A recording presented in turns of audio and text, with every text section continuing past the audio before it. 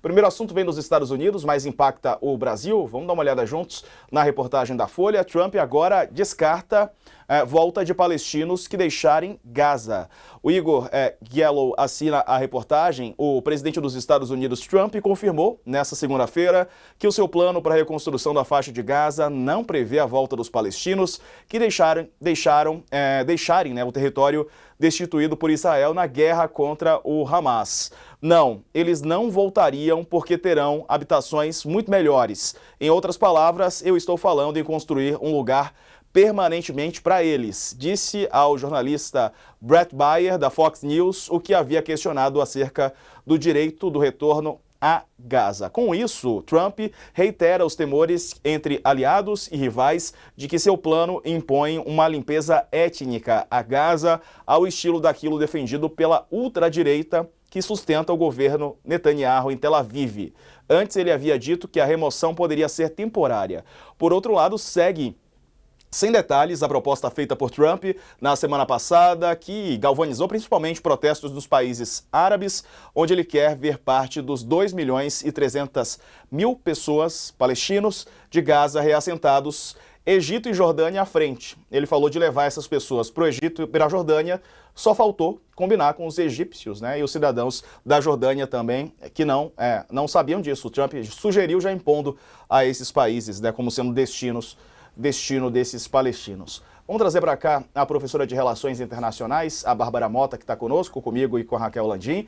Boa tarde às duas, bem-vindas. Professora, ele segue insistindo, né? Quer dizer, e atira em várias frentes, né, o Trump. A gente já vai falar sobre o ácido daqui a pouco, mas vamos começar com esse assunto de migração e limpeza étnica, né, que é outro assunto que tem preocupado a comunidade internacional. Como é que a senhora avalia, né, esses passos primeiros, né? O Trump assumiu no dia 20 de janeiro, a gente está hoje no dia o quê?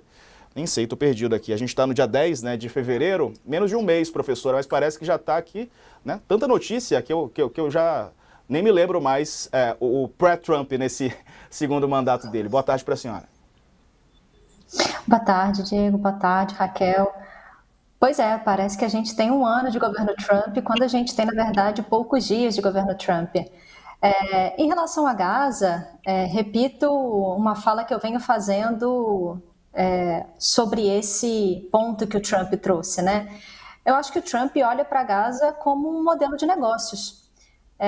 Não à toa que em discurso passado ele falou que queria transformar Gaza numa Riviera no Oriente Médio. Hoje, num discurso, mencionou que quer lidar com Gaza como se fosse um grande empreendimento imobiliário. Então ele olha para Gaza como um grande território, como uma grande terra arrasada em que os Estados Unidos podem lucrar a partir do momento em que recuperem aquele local.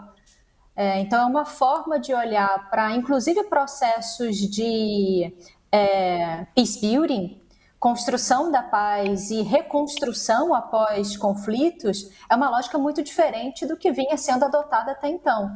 A lógica que vinha sendo adotada, até o Trump mencionar essa possibilidade, era de que zonas de conflito seriam recuperadas a partir de uma missão de reconstrução da ONU.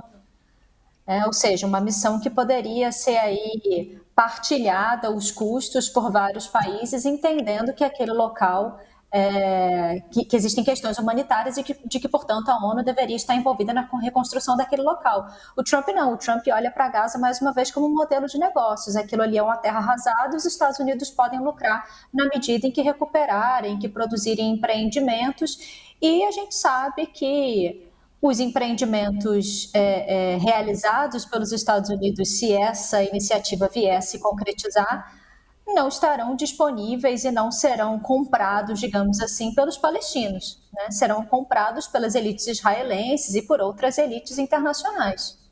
Perfeito. Raquel, boa tarde. Boa tarde, Diego. Boa tarde, professora.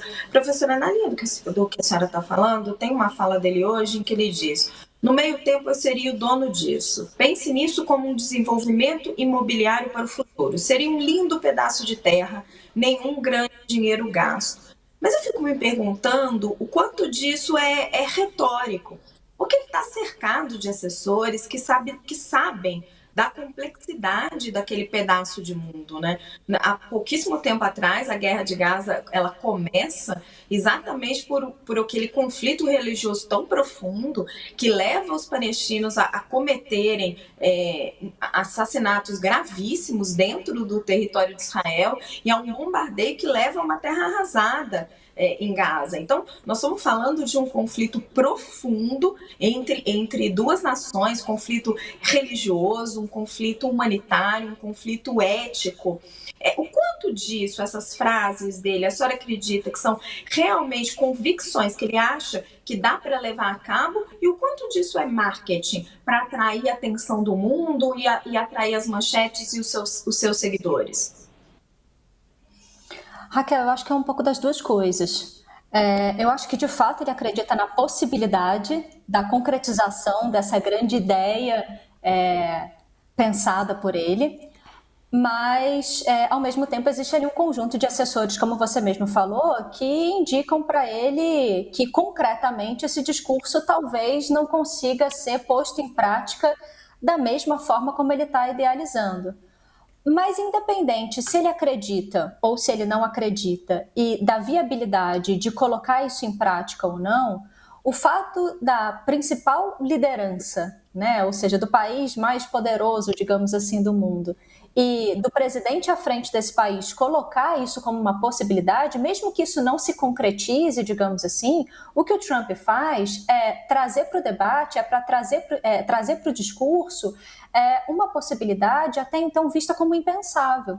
Então, mesmo que isso não se concretize, ele começa a destravar uma série de possíveis imaginários políticos sobre como se lidar com situações ou com locais pós-conflito.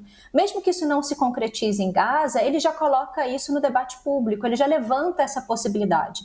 E mais uma vez, mesmo que isso não se concretize em Gaza, isso pode criar lastro, digamos assim, para que isso se concretize em outras situações, em situações futuras, ou então, para no caso de Gaza, no espaço entre o que ele falou e o que for realizado de fato, existe um lastro muito grande nisso, mas de se aproximar ou de que as medidas adotadas se aproximem, digamos assim, de uma atuação mais substantiva da iniciativa privada.